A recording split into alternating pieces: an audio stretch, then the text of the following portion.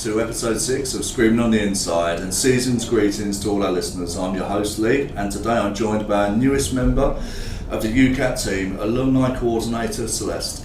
Hi everyone, I'm Celeste. I'm very grateful to be here. I've wanted to do a podcast forever, so this is an exciting day for me. By way of background, I've recently joined the alumni team and I'm in recovery from alcohol and drug addiction myself. I subscribe to the 12-step program and have found my place in AA. I also use meditation and prayer, as well as practicing radical self-compassion, which is something we don't do enough of. Maybe more on this later. Thanks, Celeste. So let's get started with our first of today's topics, breaking down long-term recovery. Right, well, we know better than anyone that recovery from any substance misuse disorder requires effort, time, willpower, and most definitely support. I personally find approaching my recovery one day at a time makes the idea of long-term sobriety much less overwhelming. A day is much less challenging than, say, a year, a month, or even a week. Simply getting your head on the pillow sober every day is a huge achievement, especially in early recovery. And these days, they soon start to add up. As listeners know, I'm well into my recovery, and the time of recording this is the 9th of December.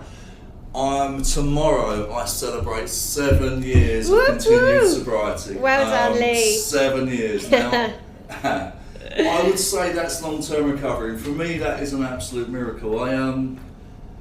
I can honestly say before coming into recovery, I didn't have a clean or sober day outside of detox or rehab or hospital units in 21 years or more.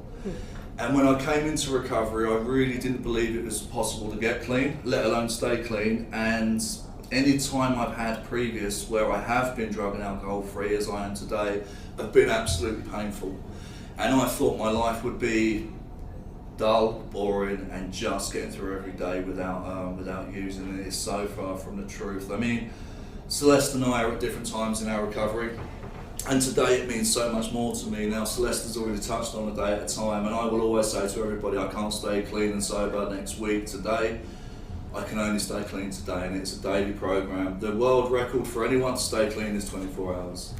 Now, and I used to hear that in the meetings and I really didn't understand it. I'd look at people 10, 20, 30 years and believe that, it was possible to get to that, but it's only a daily program and I stay clean today. And I'd like to talk really about what it means to me now. This is going to be my 8th Christmas in recovery. And in my early days, it was a very trying time. Now, you know, people listening to this, and Celeste will know as well, about at Christmas everybody drinks, and it's even people like my family that don't really drink a lot of Christmas. So it was very, very challenging for me in my early recovery in terms of I'd make sure I had a lot of structure in place. I'd have meetings to go to, I'd have friends to talk to, I'd keep myself safe. Now, things I learned in my early days were things like no is a sentence and it's final, it doesn't have to be justified. Lee, do you want to drink? No. Simple as that. If anyone pushes it, I tell them I'm a recovering alcoholic, that's it. It's very, very important for me to set firm boundaries. It is different now in respect as I am more comfortable around alcohol and I have a whole day planned with my family where there's going to be alcohol involved, but I'm just going to have to keep myself safe. In terms of what recovery's given me, for 7 years now, I've been reliable, accountable and responsible. I've been able to build relationships with my family. I have my children back in my life. I've even got married in recovery. I'm a brother and a father today, and I'm a husband as well. And it means so much more to me than what I thought it would, because I thought it was just stopping using and I'd have my old life. But in reality, what long-term recovery has given me is a life. It's given me a life that I can be proud of. It's given me family, loved ones, friends, and everything that I never thought possible. And it's all to do it a day at a time, staying clean and sober and working on myself. And I'm very, very grateful. And over to Celeste. Wow. Thanks, Lee. Honestly, you're such an inspiration to me since meeting you here on the team. To meet someone who I can just bounce off and share my recovery with, knowing that you're gonna completely understand, these things that we sort of navigate on a daily basis as people in recovery. And it's just always so powerful for me to meet other people in recovery and to work with people in recovery, and that's where I sort of come onto my story a little bit, which is, I'm very much in the earlier days of my recovery. I have 5 months. Well I am done. very thank Amazing. you. 5 months now. 6 months ago, you wouldn't recognise me. I was not who I am, and this is we're not talking 10 years, we're not talking 20 years, we're talking 5 months, and the changes that can happen in that time if you want sobriety, if you want to work your program, if you take it a day at a time and do all these things that are so lovingly suggested to us. And I have gone from someone who could not look at themselves in the mirror. I was dishonest with myself, I was dishonest with everybody that I loved. I was falling apart, and it just got to a day 5 months ago where I just couldn't do it anymore, and everything has changed from that point. Everything. There is not one part of my life that has not been touched positively by, and I'm not even going to say it was a decision. Now, I don't, we all have different beliefs, we all have different ways in. For me, I had it was very much a spiritual awakening. It was a realization that if I don't do something about it, I'm not going to be around to tell my story for much longer. And I have surrendered in my recovery, and that surrender and that serenity that I now have in my life, accepting life on life's terms every day and being grateful for my day. And here I am, recording my first podcast. It's a dream. It's an absolute dream. And you know what? Look, I'm not here to be smug. That is not it. I'm very humble. This recovery, I don't know. It's a difficult thing to put into words sometimes. It's bigger than me. It really is. And as long as I do the right thing and I, take each day as it comes, I know I'm going to be okay. And it's a privilege to be working with people and helping them in their recovery. That is, I get up every morning and I am humbled and grateful to be able to work with all of you. Thank you. It's absolutely amazing. And for the guys who are listening to this on Alumni, you will now get to speak to Celeste. Absolutely fantastic. That level of enthusiasm and passion for recovery, it just blows me away. It ignites the fire in me as well. It really does. I just drink a lot of coffee, Lee, basically. Always got a cup on the go. Welcome to recovery. So, I know you're fair way in now, but is there anything about your early recovery that comes to mind that you'd like to share? I suppose early recovery. Wow, that was a roller coaster. So that time ago. So I think when coming out of treatment, so for me, and I think for a lot of other people, is people who come into treatment with us, and some of them may have been using their whole adult lives, and they're coming in, they don't have a clue who they are or anything. And it was like me when I left treatment, I was almost like a blank slate. And so for me, yes, it was frightening. But the benefit of that is I didn't have an identity in terms of who I was. I didn't know what I liked. So for early recovery, for me, was about discovery, first of all. Even down to what type of music I liked. It was mad. Right. What foods I liked and things. Now, it is very important for people who have been into treatment with ours, new guys and alumni, people just starting their recovery journeys to realise that addiction doesn't go away in terms of, I'm never cured of addiction, I know that. That's why I still do a lot outside of work in terms of I do my meetings, my program and everything. And I have to do a lot to keep in front of my addiction. In early recovery, I learned them things that it has to come first. I think it was one of the biggest things for me in the early days was realising that if I put recovery first, nothing else will suffer. Now, coming out of treatment, my head was absolutely mad. I would have 500 thoughts a second. None of them were very good.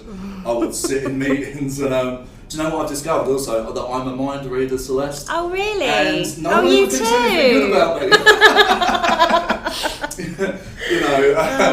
But it was really a case of just putting one foot in front of the other, I think, and realising that my feelings aren't going to kill me, that it's okay to feel things, it's okay to feel sad, it's okay to feel happy. You know, them things aren't going to kill me. Embracing them and getting used to feelings.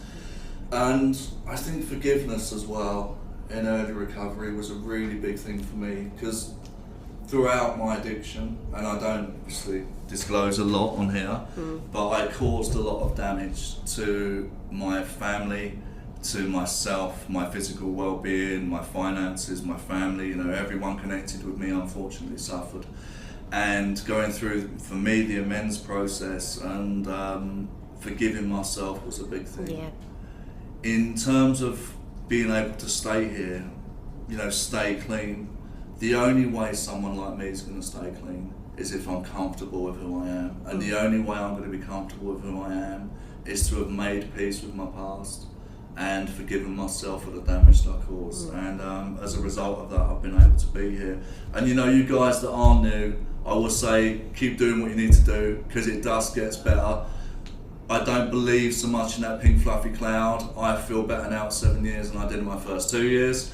And my experiences of it is, the longer I go, the more work I do on myself, the better it gets. So hang in there. So you've asked me about my early recovery. How is your recovery? Well, how long have you got? You know, it's so funny. I'm going to say this because I always think about this when I'm in meetings. You can have two people that sit in a room and you would never think in a million years that they would have so much in common. You know, I'm a fairly young. In fact, my first meeting, I got told that I didn't look like I needed to be there, and I'm like, you have no idea what is going on inside of me right now. Like, I might look young and fairly well presented, but trust me, I need to be here. So it's almost like I had to battle in my early days of feeling like I deserved to be there, like I'd earned my seat. And it didn't take me very long to realise that I very much had earned my seat. Look, I feel like I've been fairly lucky, or maybe the word's desperate, because when I came in the rooms I was desperate. I was on my knees and I would have done anything that anyone suggested. I had no options. Out of options, you know. And that was probably that day when I realised what I needed to do. It was simultaneously the worst and best day of my life. And I'm so glad that I did what my higher power now, not to put people off with the HP thing, but I really believe that's what got me in the rooms and has kept me there. I have had a very similar journey to you. I think there's a lot in common there. I have spent my whole life doing other people's thinking for them. Right? Yes, I know that one. My fellow mind reader here. And I used to drive myself mad with it. And now it's just so freeing to understand and to know that what other people think of me is none of my business. Yeah. Absolutely none of my business. If somebody doesn't like me, fine. That's a them problem, not me. You know, as long as I know I'm doing the best I can possibly do and not being, you know, I was going to swear then, but I won't. Swear. Sorry, not being an asshole. Then I'm good. Feelings. Oh wow, pink clouds. I'm going to go about feelings and pink clouds. Now the two are sort of on a similar kind of level for me, because I very quickly got my emotions back, right? The worst thing and the best thing about that's recovery. what they say. You took the words out of my mouth. Good news is get your feelings back. The bad news is you get your feelings back. And that was a bit of a roller coaster for the first, I want to say, I'd probably say about my first 6 weeks to 8 weeks were an absolute roller coaster. And I just rode it out and went to meetings and listened to my fellows, got a sponsor, did all the things that we're told to do, and you know, I did what I was told. It's that simple. I got out of my own way. I stopped doing my own thinking because it evidently wasn't doing me any good. You know, my way wasn't working, right? And I just cannot say that enough. You know, whatever it is that we've been doing has not been working. It's time to let something else have a go. You know, and I just gave everything to the program. and admitted that, I didn't have all the answers. Pink clouds, I don't know, it's, I like what you said there, Lee, about, you're feeling better further in now the pink clouds have sort of lifted. I agree. I had a tricky time. I'm 5 months now. So 3 months, the pink clouds disappeared. The new feeling of it. It was. I wasn't elated anymore with my sobriety. And I feel like I maybe went through that quite quickly. Some people, it's different for everyone, we have to emphasise that. Everyone is different. But for me, those pink clouds, that feeling of elation just lifted fairly quickly as I guess my sort of body sort of recalibrated and my emotions recalibrated. And I was a bit worried for a short time there because I was like, well, where's the elation gone? I feel a bit flat. But actually, I've just, again, kept on doing the same things day in, day out, and it's actually really balanced out. And I feel like, I feel a sense of peace, and I just feel settled. You know what I mean? I do, yeah. But that's the purpose of recovery, yeah. To feel like that. But when you've never had that... No, I know. I'm going to give away my age now. I'm 35. I've been drinking and drugging since I was 14. You're young enough to give away your age. I'm not, I'm actually 50, I just look really good.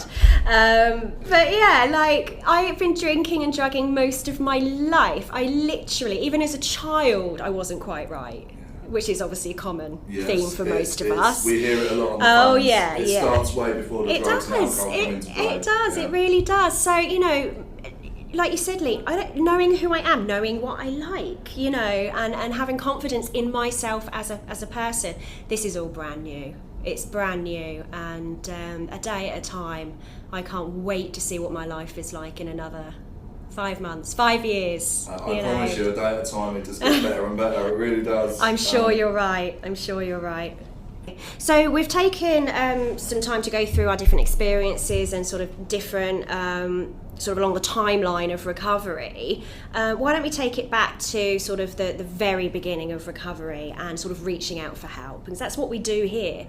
What would you, you work in admissions. I do. Yeah, so tell us a bit more about that.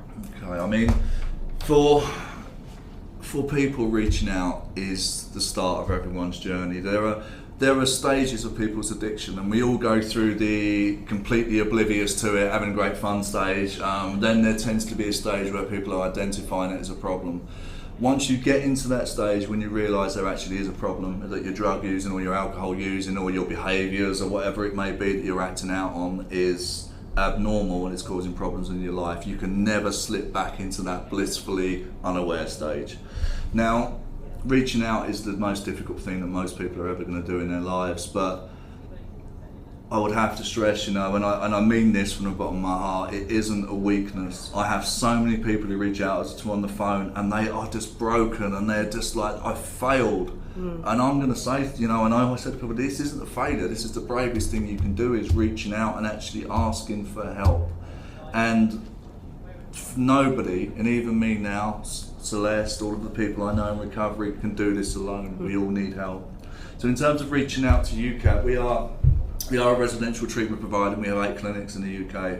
Now I know there are many other ways to recover and many other avenues, but for the purpose of this podcast, we're talking about how we can help people. So from the point of contact, we will talk to you, explain a little bit of how we can actually help. We can provide detox if needed, full rehabilitation, aftercare, family support, and you get to talk to the amazing Celeste and our other alumni team when you successfully complete. I mean, if that isn't tempting, I don't know what is. But aren't you lucky? Yeah. And you might even get me on the phone, and I'm annoyingly enthusiastic about recovery. So the initial contact is, a brief outline of what we can do, how we can help, deciding if we are a suitable service, if it is suitable to come into treatment, or is there another recovery avenue that you might want to look at. But from the point of initial conversation to actual start of treatment can be as little as 24 hours. Now, residential rehab initially gives people the best foundation. I'm a firm believer in that. I could not do this job unless I really believed that this was people's best avenue to actually come into recovery. The initial call will explain about everything that we offer about the detox programs, because for some people, I don't know about you, Celeste, but I required a detox to get clean. It wasn't the fact, I couldn't stop using and drinking because I was physically dependent. To do that in the community, I tried for years, reducing down, going back up, bouncing backwards and forwards outside, in and out of the local services. But coming into treatment, you get that in one treatment program. You get the detox, you get the rehabilitation, and you get that foundation that you need for recovery. And then we put all of the aftercare in place for you once you are going to be leaving treatment. Is there anything you would like to add to that?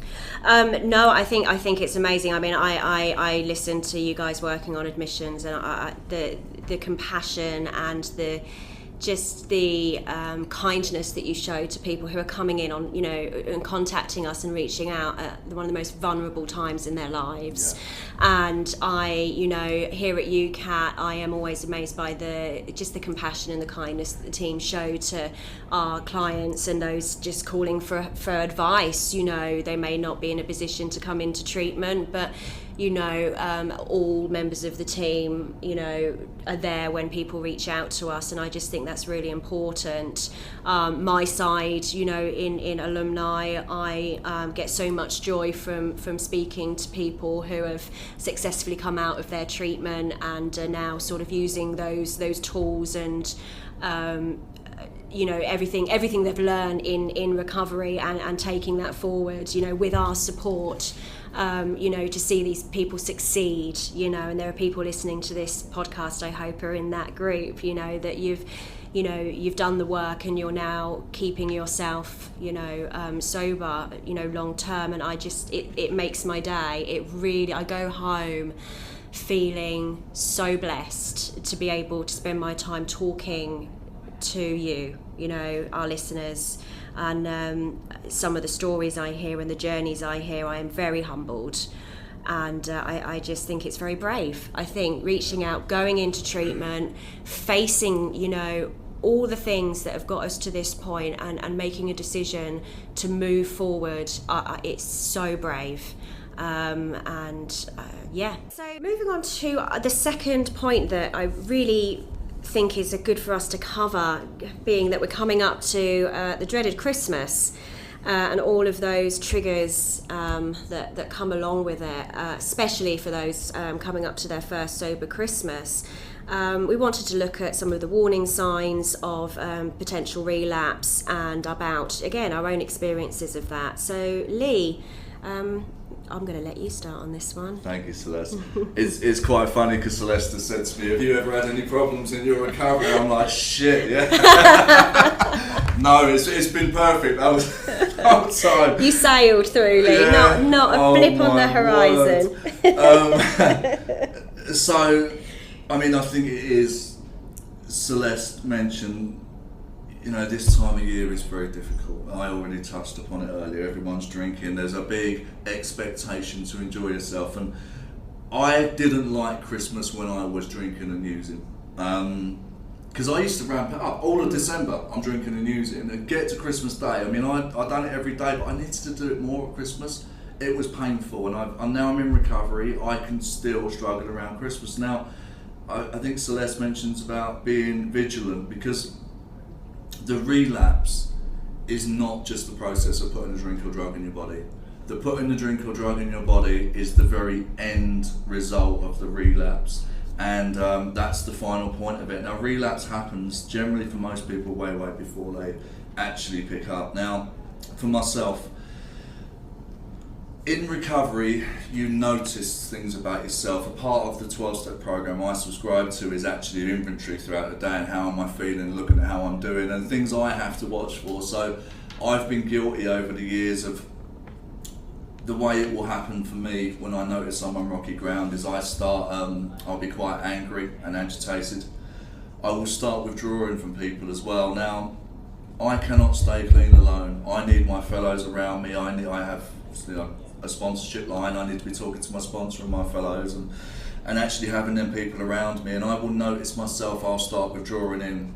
My phone will ring and it will be a new guy in the room, and my first thought will be, I do not want to be talking to him. Now, I always have that thought when new guys call me up, but I will answer the phone anyway, and I'll be there to help. Now, if I'm in rocky ground, what happens if the phone rings, I don't answer it. I start withdrawing into myself. I start waking up in the morning and not wanting to go to work, not wanting to engage in life, basically a duvet day, pull my head over, a duvet over my head, and I've been clean long enough to notice them things and do something about it, and really not buy into that way of thinking. But certainly coming up to Christmas and in my early days, it took me all my effort to go against that way of thinking. I think you said that left to your own devices, you're in trouble, and that's even true to this day than it was in my early days, because left to my own devices, I don't want to be doing the things I need to do to keep clean, and eventually I will pick up again. And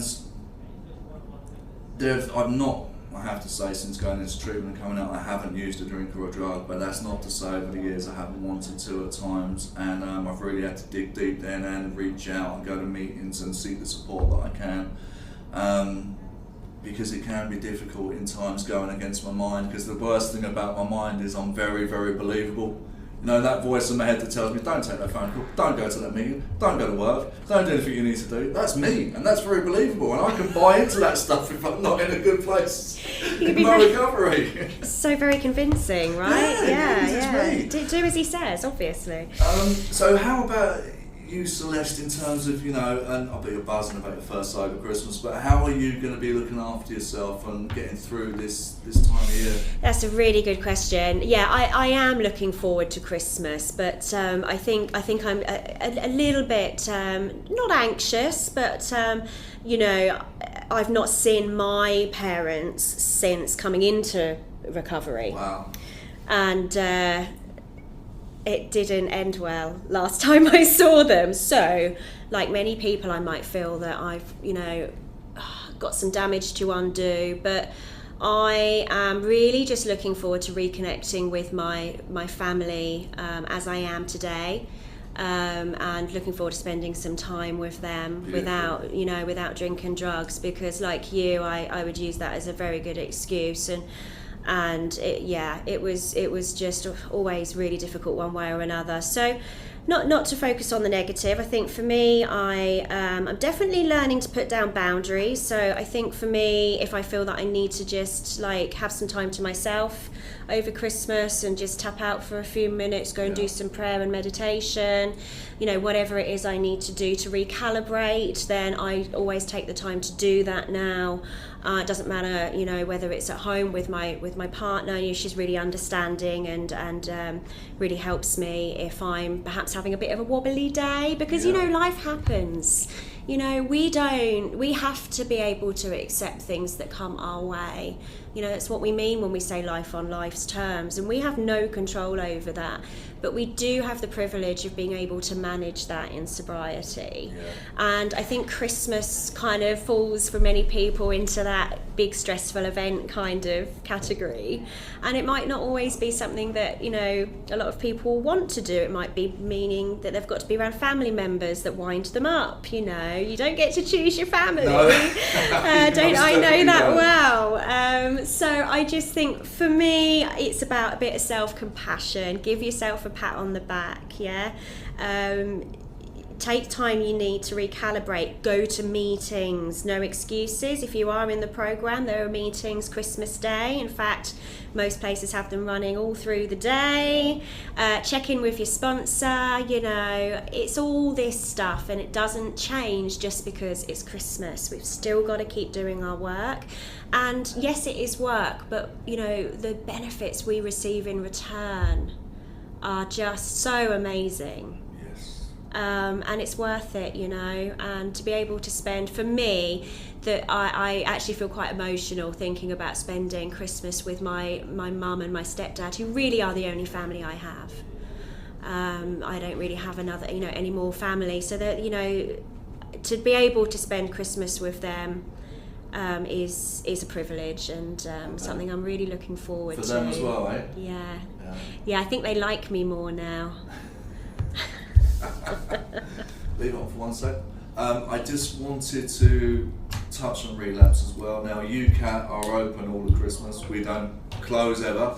I am not working Christmas Day, thank you, but but we are open. And in terms of relapse, you know, I've known, you know, I certainly didn't clean the first time I tried, and relapse was part of my story before going to rehab properly. But if somebody has relapsed and they're listening to this, you know, I don't believe relapse is the failure. Relapse does happen to people, and it is a part of people's journey. I always think the failure is when people relapse and they let it beat them, and they don't try, and they don't come back into recovery, you know. So if you are struggling and you're listening to this, any problems at all, reach out. We are open 24 hours a day, and we'd be more than happy to take a call, even if it's directly to local services, if you're not looking for treatment. But if you were looking for treatment, we could arrange that for you very quickly. Also, on that note, thanks so much, Lee. If there's anyone listening who is part of our alumni, you know, again, we are here. Relapse is nothing to be ashamed of. You know, we're here to listen, we're here to help you, signpost you, get you back on track.